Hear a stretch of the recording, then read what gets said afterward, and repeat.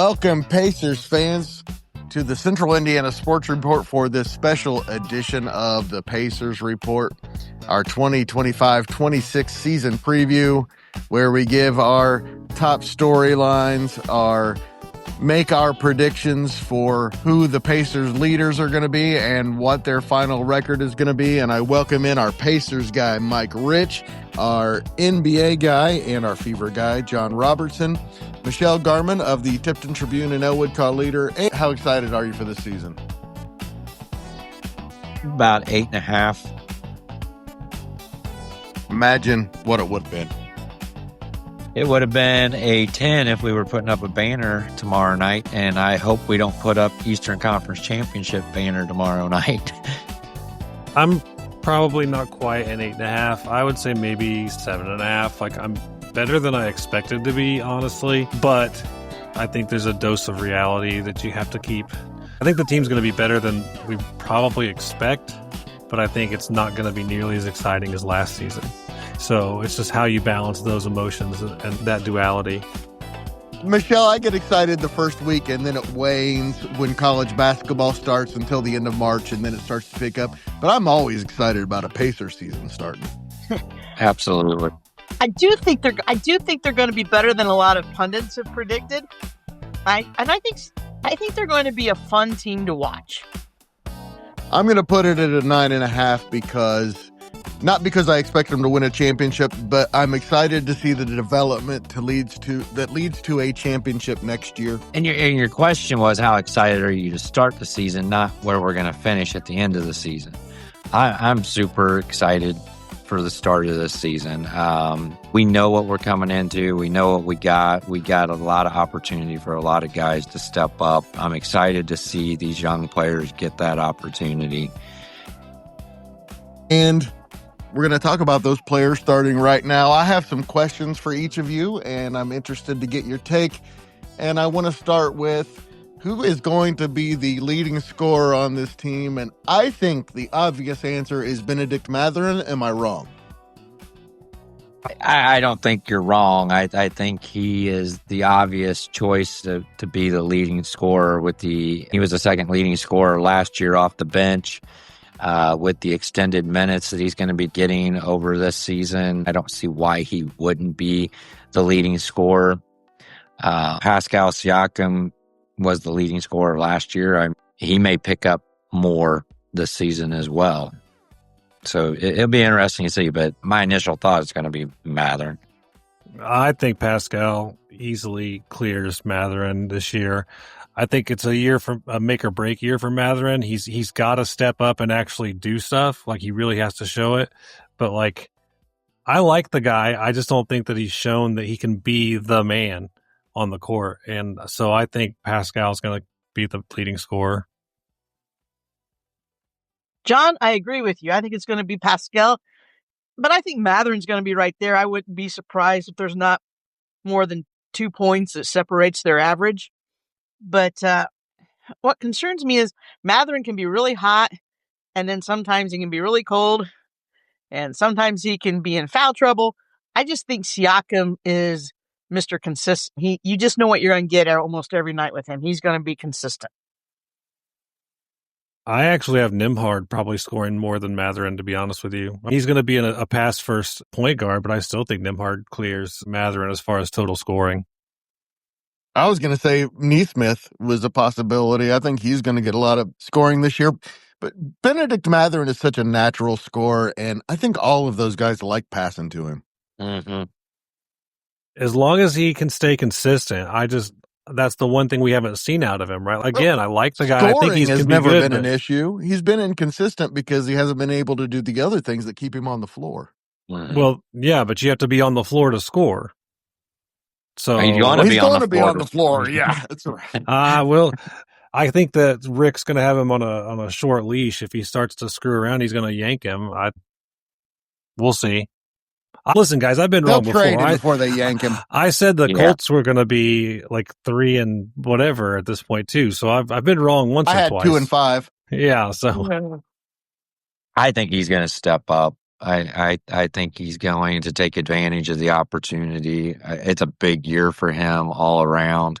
They didn't extend him, and he wants that big contract, and so he has that to play for. They have talked about him trying to fit in better as a facilitator, a guy who continues to move the ball, which, as we know, and as Rick Carlisle acknowledged in the offseason, he has sticky hands. But he's going to put the ball in the basket. Mike, 24.5 points, over or under? I'm going to go over. I have a lot of confidence in him. I think he's going to go over 24.5. I think Siakam averaged right around 20.5, 21 last year, and y'all might think that's crazy to think Mathern's going to average more than 24.5, but he's got the potential. He's got the talent. He can create the shot. The offense is going to go through him to score, and he's a natural scorer, and I really think he takes advantage of the opportunity, and barring injury, I think over 24.5 is really possible. Give me the under on that for sure. Clearly, you two had the under. Yeah. I'm saying, give me the under on 24.5. Unless you think Pascal Siakam is averaging 26, which he's consistently scored 22, 23 in his career, which could definitely lead the team. And he has also looked, I just want to say this, Pascal Siakam in the preseason looked incredible. He looked next level in control, and it'll be interesting to see what happens there. It just depends how much he wants to defer to Mathern. All right, guys, who are the most important players to, if they reach their potential, will help the Pacers the most this season? Johnny Furphy. Johnny Furphy could be. Probably not, but I think, like, realistically, you got to figure Jarris Walker is going to have a step up year. I think that's going to make a big difference. And I think that going back to the last question, I think that's going to depend on how much Matherin or anybody else is going to score, depending on how much Walker is playing a role. I love Obi Toppin. I think I'd like to see him have a good year too. But I don't even know if he's starting. But I'm just saying, Jarris Walker, I think, is the one. He's going to be like the make or break up and comer this year. I think for the Pacers to be successful, I think Nembhard and Nesmith both need to stay healthy and both need to play really well. I think they're the keys because they're the key on the other end of the floor as well, defensively. And the Pacers, a lot of times that offense starts from their defense, and it's those guys. And I will agree with you, John. I think Walker off the bench, but I wouldn't be surprised to see maybe even Obi Toppin for him to have a bigger role. There is no Miles Turner without Halliburton. I think there's going to be opportunities there for Obi, and I think he's excited for this season. So he could be a real key piece off the bench, and he may be the energy bringer off the bench early with no TJ McConnell for the first month. You got two. It depends what they can do before the trade deadline. I think that person could have more of an impact on this team because they're going to have a pretty good idea of what they're going to need. And then I think it's center by committee. I think that's another key to see where this team's going to go. Isaiah Jackson has to stay healthy. He's small to be playing center. But he does a lot of the dirty work, so I don't know how's Jay Huff and James Wiseman going to fit in there, and Tony Bradley. Just I'm not super confident there, so I think that's just a key position for us that we are going to have to back up, and we're going to struggle probably. Hopefully, it's better than what we had last year with Miles Turner, and we have true centers playing the position instead of shooting 3-pointers. Yeah, I think the key to success is because I think Nembhard, Mathern, Obi Toppin, Nesmith, Siakam, we're going to get a lot of the same that we had last year, but some are going to be a little bit better, I think.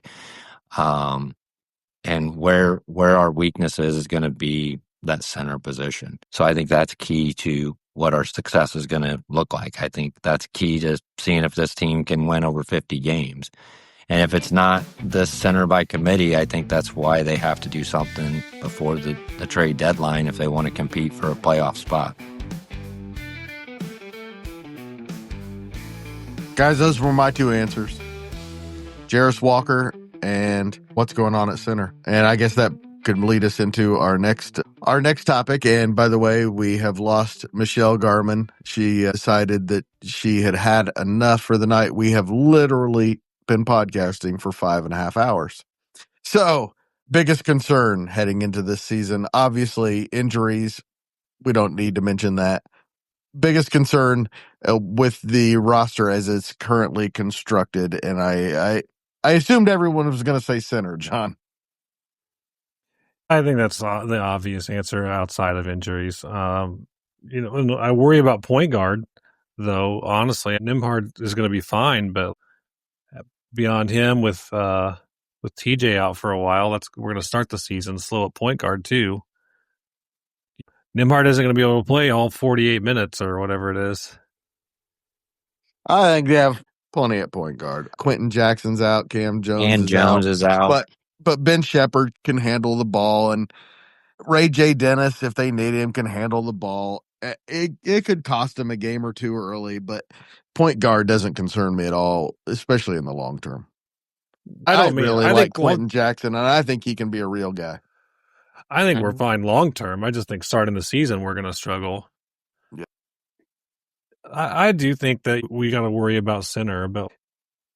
Did we really have a center last year? And I don't even mean that as a slam on Miles. You're right. A player. We had a 7-foot a small forward who blocked shots sometimes. If they could make it work last year, they can make it work this year. I'm curious about Jay Huff. Isaiah Jackson can't stay on the floor. James Wiseman has looked pretty good, but it's a lot of limited minutes, and Jay Huff does not look like the answer to me. I'm concerned about it, and that leads me to my next question anyway. Will the Pacers make a move at center before the end of the season? Who are they going to They're going to make a move. You want them to go for Bam, I know, but who else? Really do. Who else do you want? There are several options out there, and the Pacers have a lot of capital with a deep bench with a lot of guys that people would want. There are a lot of guys who would fit the Pacers system very well, none better, as I said last year, than Bam Adebayo, who would be the exact perfect player for the Pacers. It would be interesting if they added him this year, how much more it would make him a contender, but especially if they added somebody like him next year. Do you really invest a lot of capital this year knowing that next year's the real play? They're good enough to contend if they added that piece. It depends on what they'd have to give back. But. Contend for how deep you think this team can go? I don't think they're championship contenders. I think it depends on how good the other teams are. I'm Oklahoma City and Houston, and these teams all reach their potential. Cleveland, in particular, in the East, the Knicks. Then New they York probably was don't looking compete good tonight. And then they don't compete for a championship, probably. But if everything kind of falls like it did last year, I don't see why they can't compete with anybody. I don't think they will necessarily, but I think especially if you went out and made a move, I don't see why they can't. They've got the depth. Is wide open. And I just think Nembhard is going to be so much better than he's been. This is the role that he was made for. No, I love Nimby. He's one of my favorites. He's the jersey I'm buying this year. I always buy one jersey every year. Nembhard, I've already decided I'm buying a Nembhard because I love the guy. I don't know that the team. I just feel like I don't even think they can make it to the Eastern Conference Finals. I think they could make it to round 2 as their best potential for the year. If they added Bam Adebayo and didn't have to give up anything significant this year, would that change your mind? I still think New York and Cleveland are too strong. Unless everything falls apart, Cleveland's winning the East this year. Knicks looked good though, man. I hate to say it, but I watched the game. Knicks looked good. One game. Hey, Mike Rich is chagrined, guys. Mike Rich is too bad we don't have video because he is not hearing any of this. John, are you sure you're not a Cowboys fan? I'm not a Cowboys fan. I just sound like one. because the Knicks are going to be the Knicks. I'm not saying They're they looked better than I expected. How about that? They looked, because I had Cleveland winning tonight, and the Knicks were putting a hurt on them early on. We'll see how it They goes. look good tonight, and they'll look good all season, and they'll be tough, and then they'll fall apart. They'll fall apart at the end of the season, and yeah, I absolutely agree. I would love to see them go super. Maybe it's just defense mechanism keeping me level and not expecting too much. Because I would love to see the Pacers make a deep run. I absolutely would love to see it. I don't know. I looked at tickets for tomorrow night's game. They were $1,172 cheaper than the last one I bought. Yeah, no joke, no joke. I looked at tickets too because I asked my daughter if she wanted to go, and like $28. I saw it for 28, but you 23. Just the get-in price. Now I would have gone better than that if I was going to go. Yeah. But right there together, I paid $700 basically per ticket to go to Game 3. I would do it again. Absolutely. I don't want you guys questioning my fandom. I'm a huge Pacers fan. You're more realistic than maybe. And I'll be honest, last night was fun, but like tonight's the true opening night in my opinion. So I've been watching games all night long. I love opening night of NBA season. So I just did not expect New York to look as good as they did on opening night. I love the first few days of the NBA, getting to see how new teams fit in with each other and the good rookies, the good free agents. How does that look? Until the college basketball games start really getting good, the NBA has a lot of my attention. Yeah, it's been fun to watch the Bucks game a little bit tonight just to see how they're going to look. I want to know how they're going to do. The only games I'll watch the Bucks player against the Pacers. That's fair. I just wanted to see how Miles and Giannis look together. I just wanted morbid curiosity. Call it whatever you want. Miles actually got one good poster dunk, and what was I calling for the entire playoffs last year? I just wanted to get in there and get a good old poster to take the momentum, and he couldn't do it, but he did it tonight. The shocker for me so far of opening night is the Bulls are trouncing the Pistons. All right, guys, I am going to go super high with my prediction on how many games this team wins in the regular season. I'm going to get everyone else's win total guesses for the record, and at the end of the year, we're going to see. I'm going to go super high here. I am really high on this team. I think they're going to win more games than last year, 53-29, Mike. Oh, no, let's go to John first. I want Mike to finish. I was going to say 42. I'm going to give them 1 over 500. Wow, you are real. I'm gonna go right in between you, 47 and 35. I think it's going to be a rough start. I think they'll find their stride mid-season, and the team will come together and they'll make it into the playoffs. Guys, the Pacers team I saw in the preseason only verified what I thought was going to happen. Andrew Nembhard and Aaron Nesmith have gone from mature young men to mature grown men in the last couple of years. Jarris Walker has gone from obviously skilled, but clearly out of place to it's his time to shine. I think Pascal Siakam is about to have his best season of his career. I think Kevin Pritchard will have a solution for the center position, whether that's sticking with what we have or going out and fixing it. I don't think it's going to be a hard fix. I think it's not hard to find a center that would fit in with this team. And if Isaiah Jackson can't stay on the floor and if the other guys aren't good enough, then he'll make a move. And I think this team finishes third in the East. And I think they make the Eastern Conference semifinals at least. I know it's really bold, but if you saw this team in the preseason, they're a lot more mature than they were over the last couple of years. So if we base this on what we have from last year, you said they weren't going to do anything and they did really well. This year, you're saying they're going to do great, so we can just Hey, assume they're not going to in do the very preseason, well. I predicted them to win 55 games, John, and I was disappointed by what I saw until the postseason.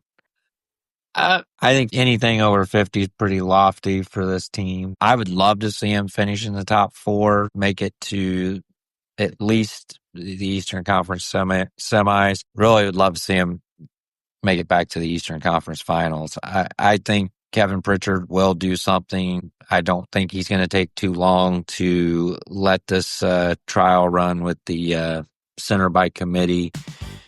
I don't know how long of a leash he's going to have on that, but hopefully it's not too long. It's either they're going to produce or they go out and they look for somebody to fill that position, because it's going to need to be filled this year, next year, every year going forward. We can't continue with what we have if it's not hitting the mark now.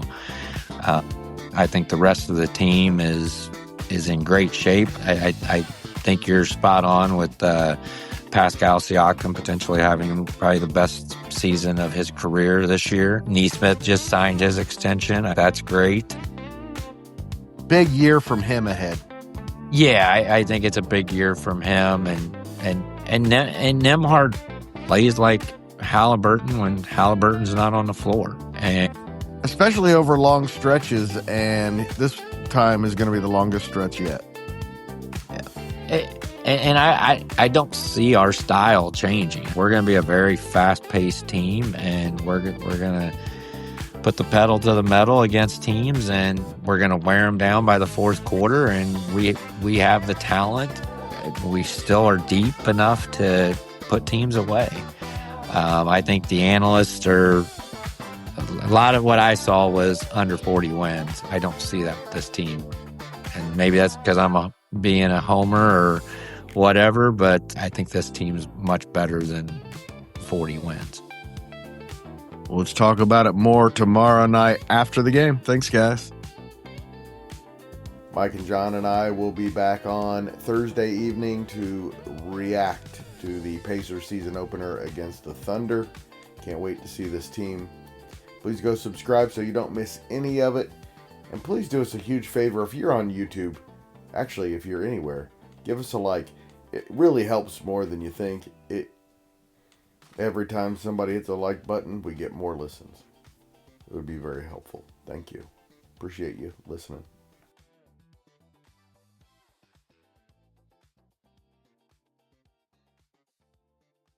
Central Indiana Sports Report is a product of ITG Media, and I love Susie.